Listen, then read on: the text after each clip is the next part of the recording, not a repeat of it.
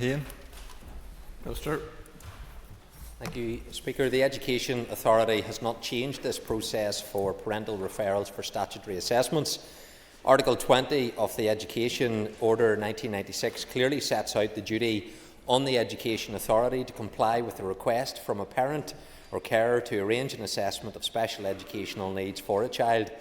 Following the introduction of the Special Educational Needs and Disability Act, Northern Ireland 2016, the emergent Code of Practice asks that the Education Authority provide a standard pro forma for referral for use by a relevant party. The Education Authority launched the standard pro forma in May 2021 via an online portal. This is for schools, health professionals, educational psychologists and parents carers to access in their capacity as a relevant party to a child and to request or refer a child for a statutory assessment of special educational needs. This process remains live online for all of the relevant parties to access, with specific support available via the Education Authority Special Educational Needs Helpline or from the Educational Authority's Psychology Service for those parents or carers who wish to progress a direct request for assessment for their child. Thank you. I thank the Minister for his fulsome answer. I asked the question because in my constituency office I have noticed an increased number of appeals to decisions made by the EAA to statutory assessments. Can I ask the Minister, essentially what I'm looking for is an assurance that these important assessments haven't been limited or reduced and that the educational needs of the child will always take precedence over budgetary issues? Well, Mr. Speaker, there's obviously statutory obligations when it comes to the processing of statements of education. That has been borne out in terms of the additional spend the Department has had to make over the past number of years with the exponential growth around this particular area. So the member can be assured this is a priority for the Department when it comes to assessments being carried out. The greater accessibility of an online portal and greater awareness of that, I think, is a good thing because it is allowing people to register these issues. Obviously, the processing of it then needs to be carried out effectively, but this is a priority for the Department. And thank the Minister for his answer so far. I just want to ask if there is any plan within the Department to tackle the shortage of educational psychologists and speech and language therapists that are required to progress those statement applications in a timely fashion. Well, the member, Mr. Speaker, raises an important point in terms of having a workforce that's available to carry out these processes, and that is a challenge in terms of making sure that there is a workforce. We are aware of that, and obviously it's important that we can recruit people into these roles to be able to carry out the functions that they need to perform. Thank you, Mr. Speaker. Minister, in which circumstances are the EA likely to refuse a statutory assessment request by the parent? Well, obviously there's issues around making sure that the information provided is there, and often it is that ability to garner the appropriate evidence that becomes the challenge. So where there is evidence, then that allows the assessment to take place, and those are some of the circumstances where maybe that hasn't been carried out because of the lack of evidence in that respect. Thank you, Mr. Speaker. Minister, do you think the Education Authority is fit for purpose, and if not, when do you plan to do something about it? Because on this issue, it is certainly not fit for purpose. Happy to come back to that particular question, Mr. Speaker, in due course.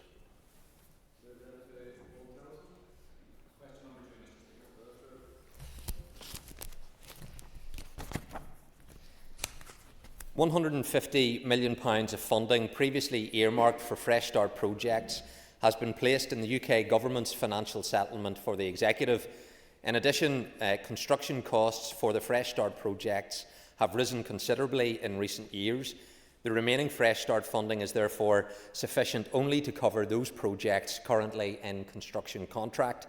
To give a clarity to the remaining Fresh Start projects not yet in contract, they will now be delivered within my department's conventional major works programme and will continue to advance in design and planning. I hope this will provide reassurance to the schools on the immediate way forward.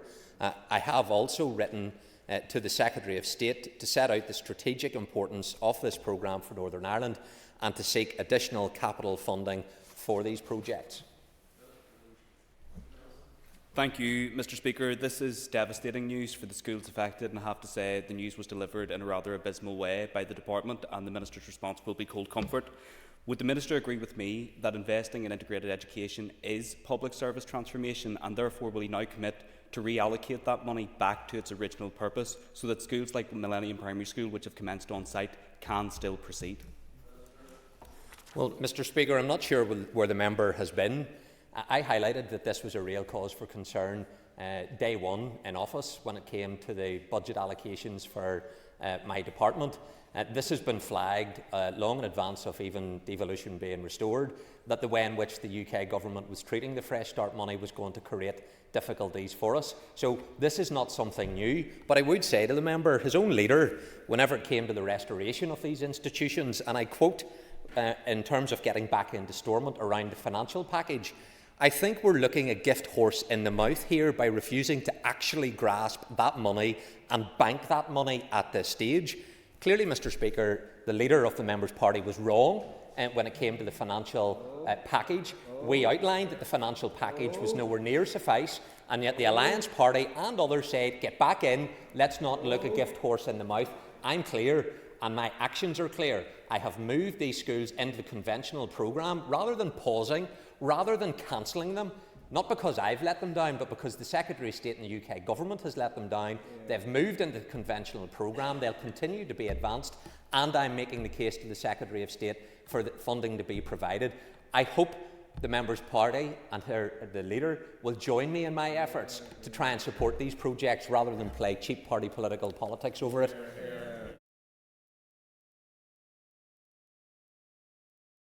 Could I ask the Minister, and I understand the extreme pressure that your budget is under, but can you give us a commitment that the business case for the non-teaching staff pay and grading review will be with the Finance Department as soon as possible? Thank you, Mr. Speaker. The member raises an important issue in terms of the support staff. Vitally important that that business case is finalised. Department of Finance are continuing to look at aspects of it, but there have been issues raised both from the Education Authority and then within the Department of Education and Department of Finance in respect to that business case. I have made clear that I want this to be prioritised so that we can complete that business case, and then obviously that will allow the Finance Minister to take an informed view on this, which could feed into then the next financial year. So that is something that I am seeking to progress, because it is important that that pay and grading review comes to a successful conclusion and that we can resolve these issues. Often indeed the MP for North Antrim, Ian Paisley, has spoken to you of late about how important Ballycastle Shared Campus is to the local area. Can you provide an update on this vital project, which was part of the Fresh Start agreement? Mr. Speaker, I can.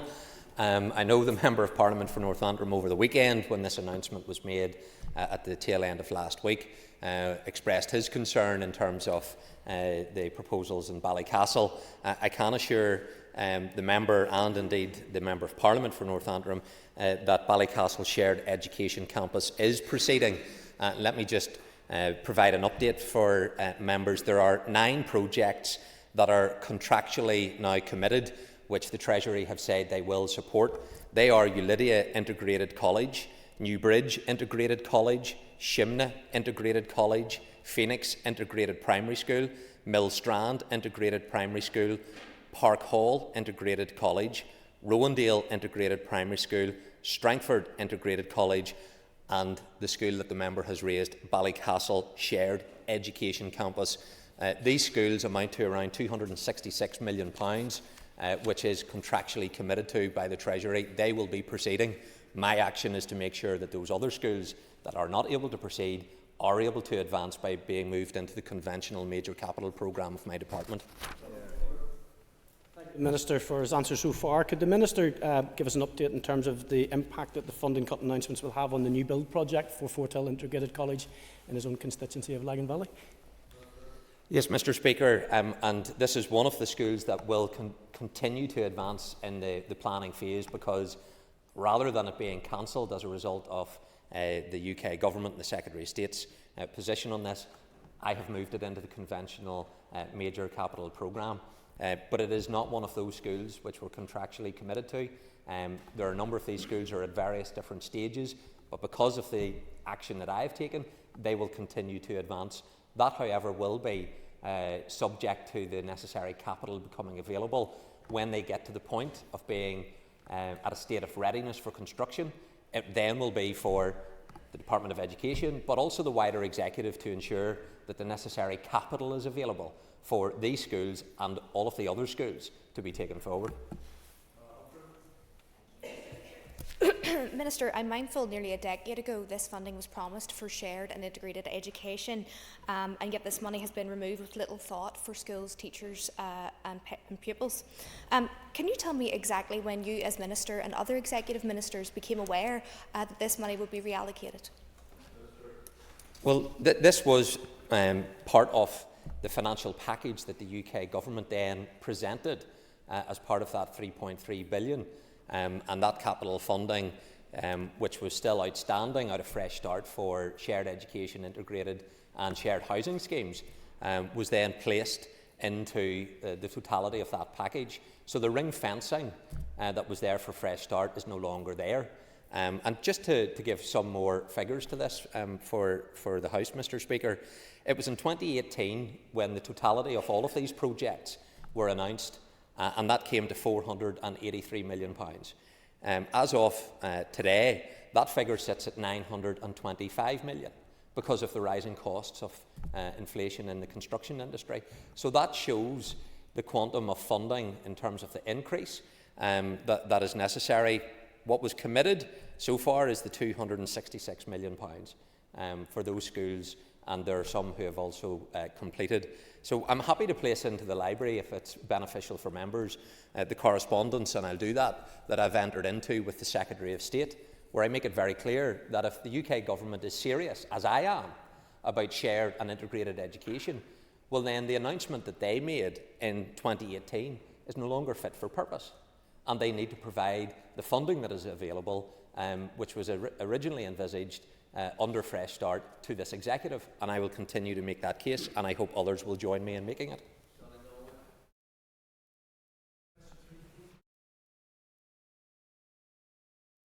Of the eligibility criteria for free school meals and uniform grants continues to examine a range of options for increasing the numbers of children and young people who are able to access free school meals and uniform grants.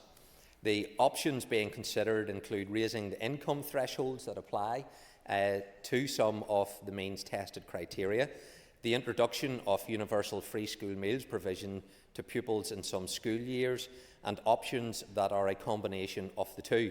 The arrangements for the provision of milk, meals and related facilities made under the provisions of Articles 58 and 59 of the Education Libraries Order 1986 set out the eligibility criteria that apply to the provision of free school meals. While it will be dependent on the detail of any change to the eligibility criteria, any changes are likely to be able to be made through the revision of these arrangements, and as a result, no additional legislation is anticipated. In relation to uniform grants, the eligibility criteria are very similar to the criteria for free school meals. These are detailed within the EA's Clothing Allowance Scheme under Article 60 of the same order. And as with free schools meals, it is anticipated that any change in the eligibility criteria will be able to be taken forward as a revision to this scheme, and therefore would not require legislative change. So I will be considering the next steps on this review in the time ahead, and in doing so I will take account of the potential budgetary implications of any change in the eligibility criteria. Mr. Donnelly. Mr. Speaker, and I thank the Minister for his answer. He'd mentioned a couple of options there that he's looking at. I'm just wondering if he's considering implementing a cap on school uniform cost. Mr. Speaker, that's one of the issues that I will be engaging further with the Department on in terms of the cost of uniforms. There is guidance that was provided to schools in terms of this issue. It is one that comes up every year, and I again appeal to schools. If they were following the guidance, legislation wouldn't be necessary in this area. because it is a prohibitive factor for some families whenever they're even choosing what school they go to. And this doesn't just apply to school uniforms. You will have children who may be in a multiplicity of different sports clubs within the school, and they have to have the different kits associated with that. And whenever it comes to the branded type clothing material, that can come to a very significant amount of money. And you know, cost should not be a prohibitor of what school a child goes to, and we need to be cognizant of that reality for a lot of families across Northern Ireland. Clark. Thank you very much, Minister, for your answer. In relation to your last response, you talked about the grants in terms of uniform, and you talked about the guidance. But it's clear that some of the schools are not following the guidance. So, as a minister, can you outline what your plans are going forward, given that the schools aren't following the guidance in relation to school uniforms and removal of some of the costs that you referred to? Mr. Speaker, the member is right in terms of some schools that aren't following the guidance. I should say that a considerable majority do follow the guidance, but obviously I want all schools to follow this. So my officials have been carrying out significant work on the issue to identify possible solutions. A pre-consultation exercise has taken place, engaging with a wide range of stakeholders. A public consultation launching in late spring will gather stakeholder views in areas such as the need for statutory guidance in relation to school uniforms, particularly around the cost and affordability of school uniforms, the use of branded items and sole supplier arrangements. Baker. Does the Minister have plans to reinstate the school holiday food grant scheme and put it on a statutory footing? Thank you, Mr. Speaker. I have asked for an assessment to be provided to me in respect of what would be commonly known as the holiday hunger payments. Members will know that that came to an end on the 31st of March last year because of financial budgetary pressures within the Department of Education. So I have asked for an assessment in terms of this issue to be provided to me, and it does cut across into other departments as well, because obviously Department for Communities, for example, has a role when it comes to the anti-poverty strategy, and I think it's important that we look at this in its totality, but I have asked for a report to be provided to me on this issue from officials that I can then consider. Well, Matthew O'Toole.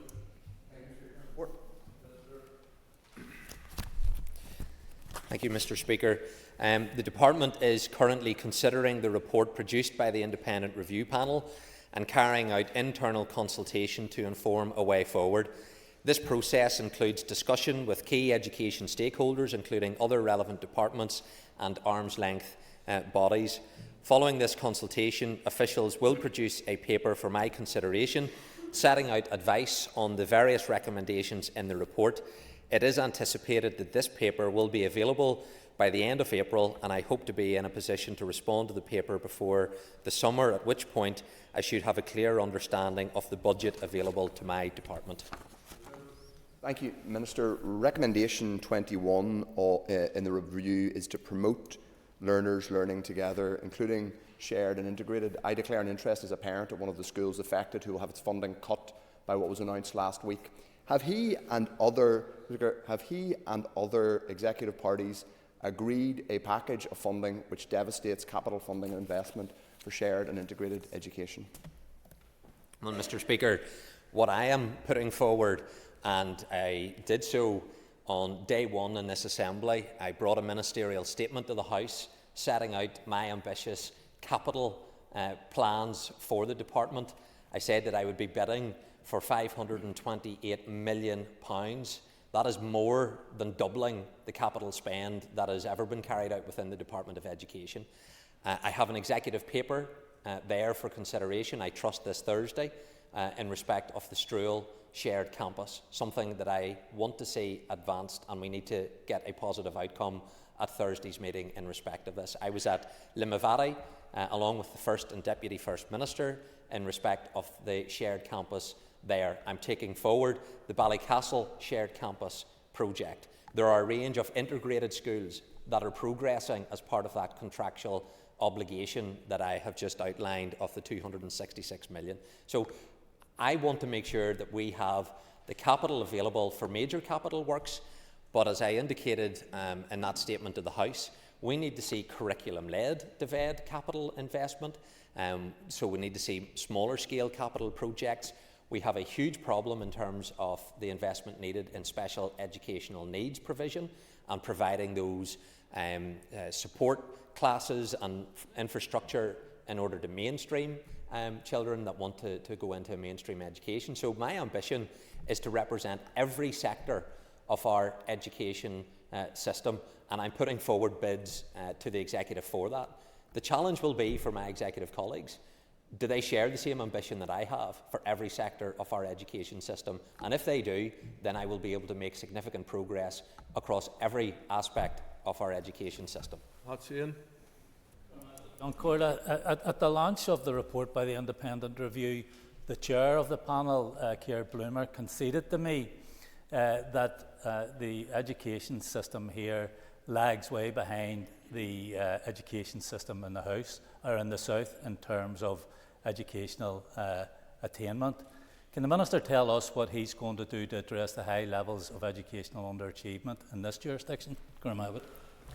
Well, the member is right to raise the concerns, particularly in areas where there's multiple deprivation for those that come from a more disadvantaged background, and there needs to be the support in those areas to give children that opportunity, which in other parts of our society they are able to flourish and reach their full potential. So I share with him that agenda in terms of trying to make sure resource goes into the areas most in need. And where there is best practice to do that, if it's in the Republic of Ireland, I will happily look at that, and where I can learn from it, we'll take that forward. Or in any other part of the United Kingdom, I want to make sure that we can get best practice and then get the necessary resources to be able to invest. Sir, is there a timescale of implementation for the recommendation of this report? Thank you.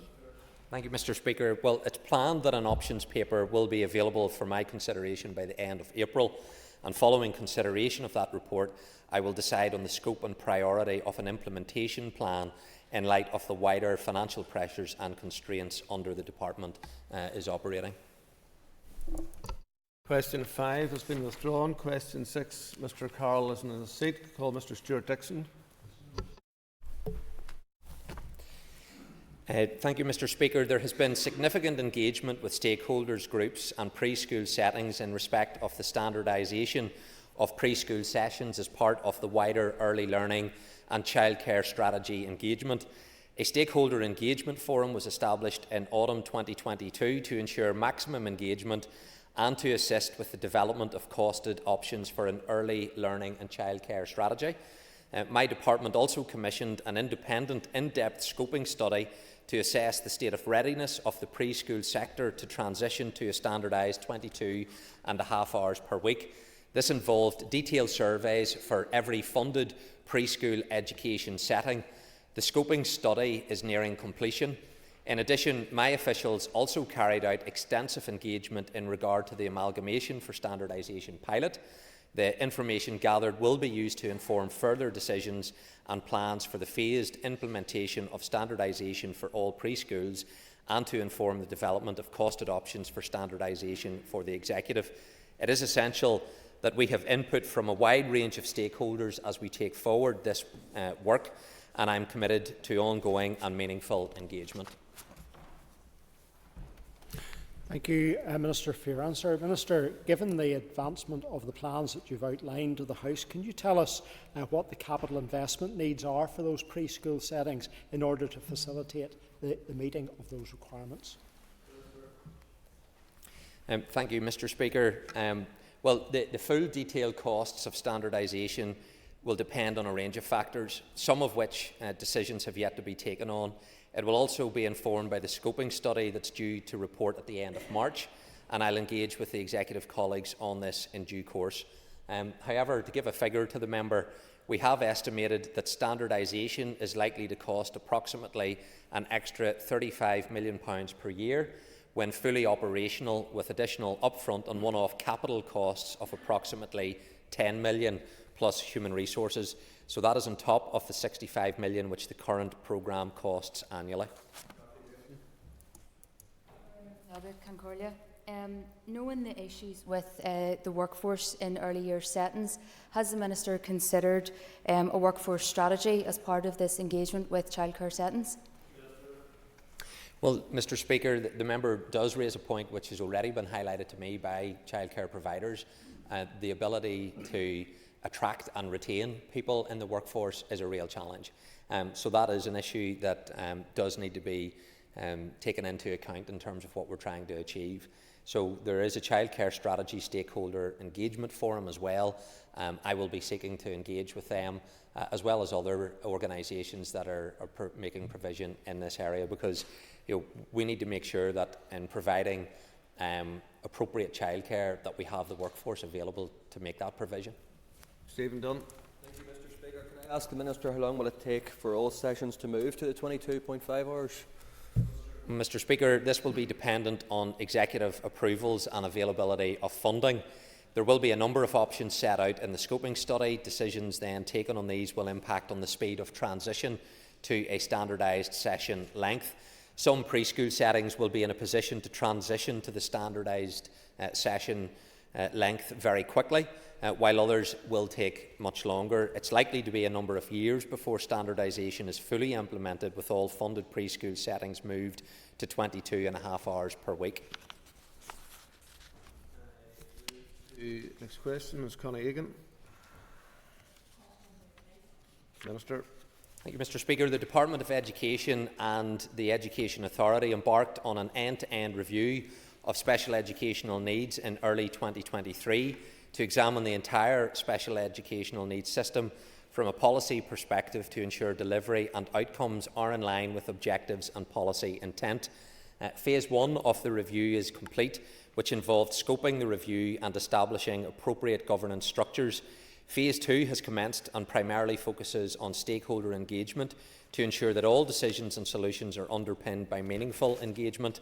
In addition to targeted engagement with individuals and organisations, a programme of engagement events is currently being developed for schools, parents and carers, children and young people and wider stakeholders, so that they can share their knowledge and experience to be part of co-designing a more agile and improved special educational needs system. Following this engagement phase, an action plan will be developed for implementation, and I expect this implementation plan to be ready for September 2024. The overall vision for the end-to-end review is to ensure that all children with special educational needs get the right support delivered by the right people at the right time and in the right place through a high-quality education which is cost-effective and improves outcomes. I thank the Minister for his answer. Minister, will you give assurances to pupils and parents that children with special educational needs will not be sitting at the start of the academic year in September still unaware of which school they're going to, like has happened in previous years? Well, Mr Speaker, can I thank the member for raising this point, because in October of 2023, so last year, following what happened in the previous academic year, a strategic placement group was established within the department. That meets every week. It has the Deputy Permanent Secretary level engagement. We also had the creation of the Director of Special Educational Needs Placements created. It was a new post in January of 2024. And that is a forum which meets at the highest levels, and they are meeting every week on this issue, because we recognise that there is a real challenge coming in September. I cannot, and I wish I could, give a guarantee that every child will have a placement by then. I don't believe that's going to be the case, despite the urgency and the priority that I'm placing on this within my department. But I want to provide some reassurance, Mr Speaker, to the House and to parents, and we'll touch on this in the substantive part of the motion that we have in front of us later this afternoon. This is a priority for me, and I do want to be able to provide the support that is necessary.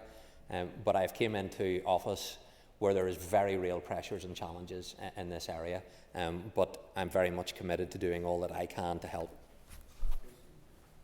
Thank you, Mr Speaker. And I wish to ask the Minister, when does he think that the new special educational needs framework will be fully implemented?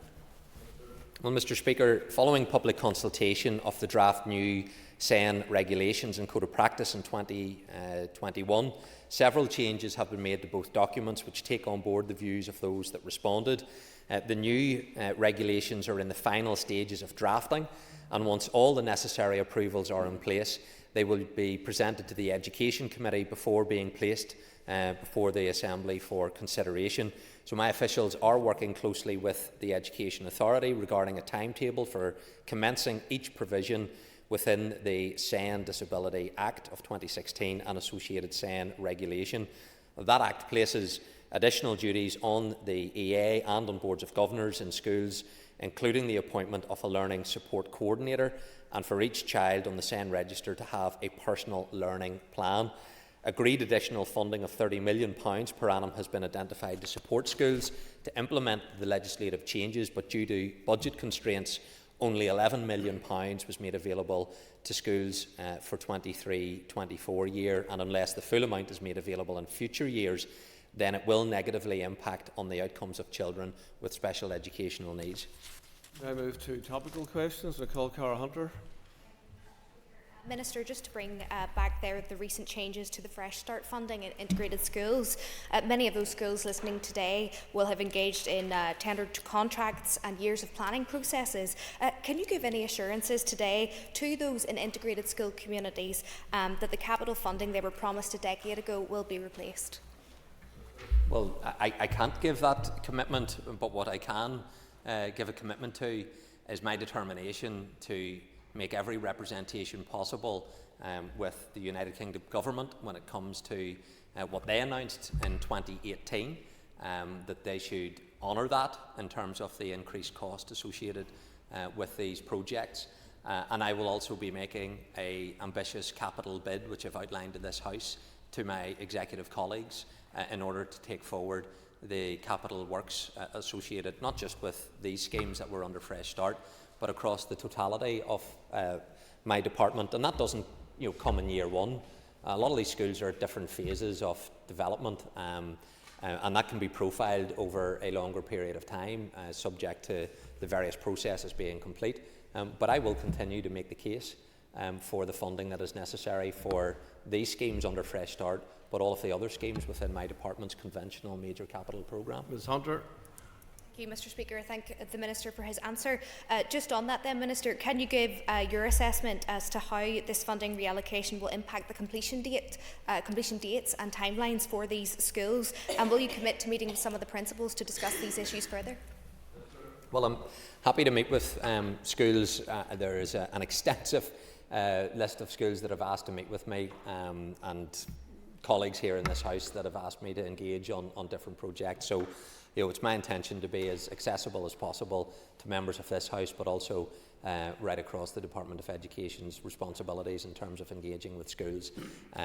But bear with me in terms of the very considerable number of requests that are in for me to do that.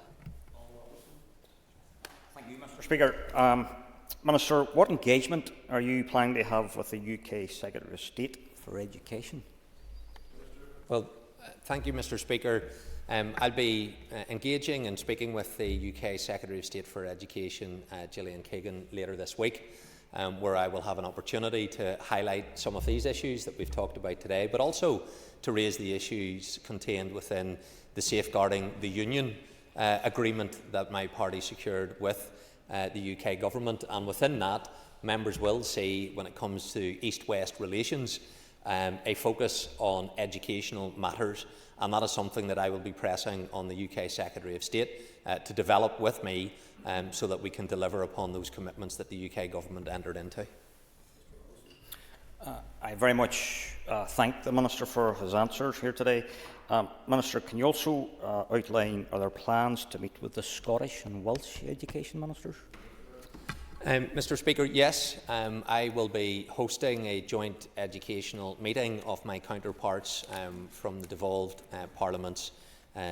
Arrangements are being made for that to take place, I think, in April, so that we can share best practice, and I'll certainly be doing that in terms of my engagement with colleagues in other jurisdictions within the United Kingdom.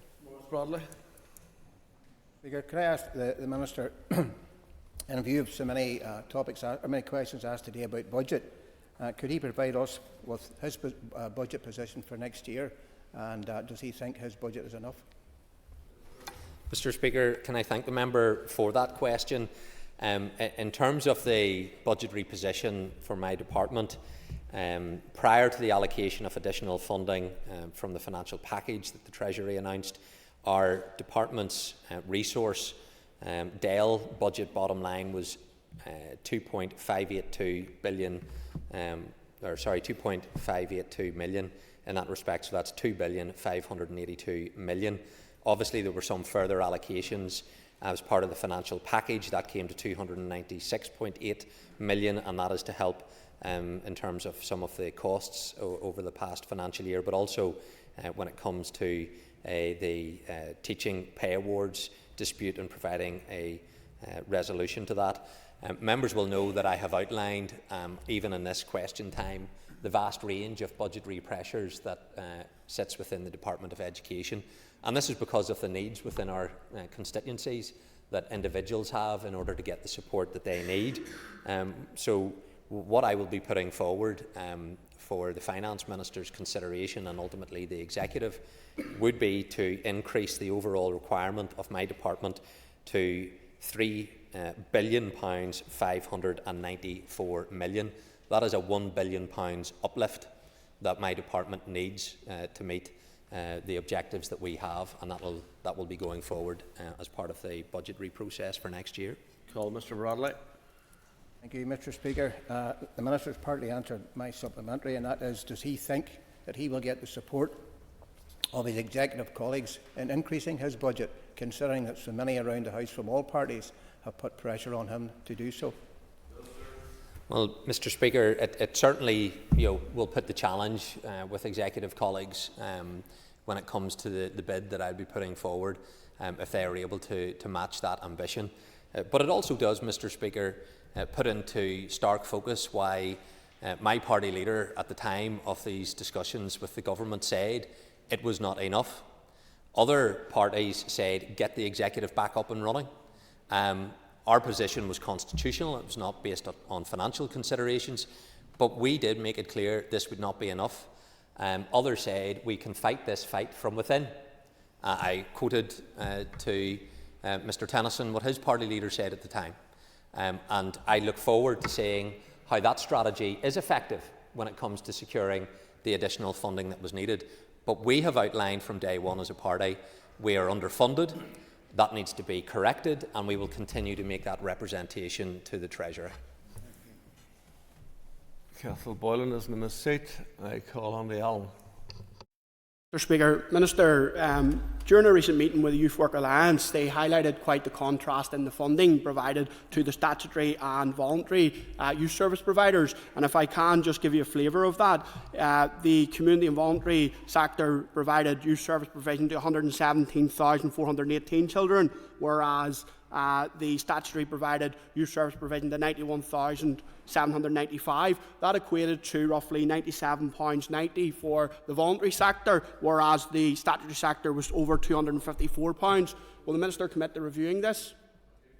Thank you, Mr. Speaker.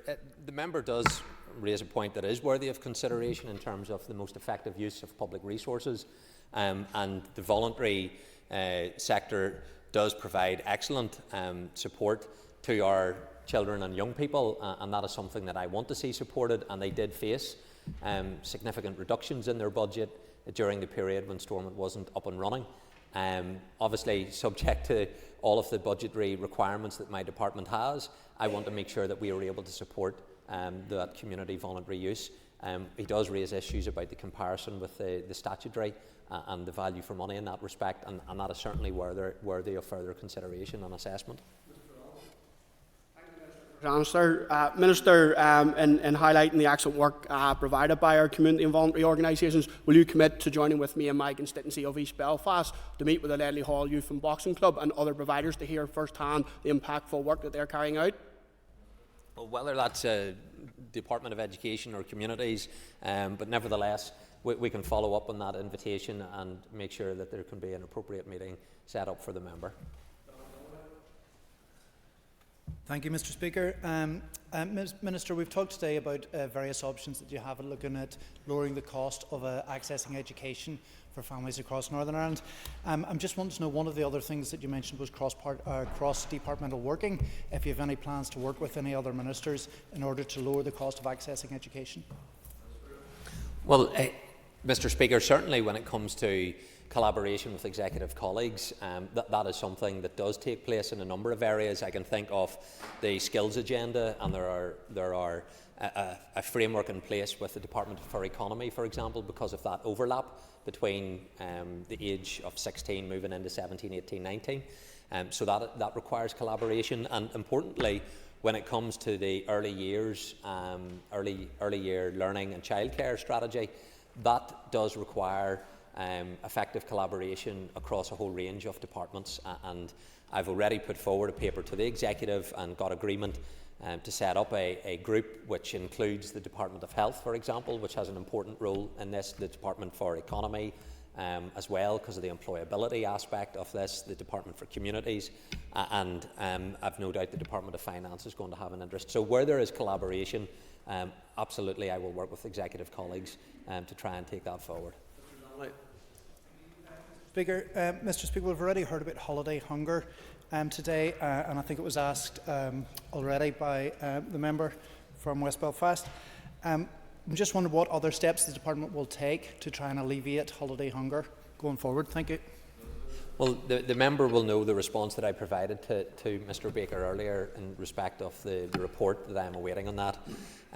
Obviously, where there is budget available, the department is going to be able to do much more. This is a scheme which did end last year. The annual contribution towards that was approximately £20 million per year. So, in considering all of these things, obviously there are budget constraints, but there is very clearly a policy objective of trying to help people who need that help. And that needs to be what guides my department in terms of the bid that we would be making around the financial resources for our department next year. Will the Minister make reform of careers advice and skills a priority? Yes, Mr. Speaker. How much advice and guidance will go into our young people to become politicians, I don't know. I didn't need advice or guidance on that whenever I was at school. It was something that I always wanted to do. But the member makes an important point in terms of getting the right careers advice. And you know, it isn't always about pursuing academic qualifications. There's the apprenticeships and trade, and making sure that what qualifications you come out with will ultimately lead you to getting a job. And too often, and I was one of these people, albeit I went into politics, you know, whenever I graduated with my degree in business studies, so too did hundreds of other people. And when it came to then seeking employment, you know, what set the individual apart from other people whenever it was a generalised type of qualification? So the member's right to raise this around getting careers advice and the right advice, and also making sure our curriculum aligns towards the needs of our economy. Answer, and we heard earlier from the Minister for Economy the need for collaborative working and the overlap, and you've already referenced that in some of your answers today. So would you consider working collaboratively and commit to a joint action plan with the Economy Minister on the issue of careers advice and skills? Yes, Mr. Speaker, I will be meeting with the Minister for Economy. We've already discussed this issue around the need to have that collaboration, and we will be setting about that meeting and then seeing what more we can do in this area.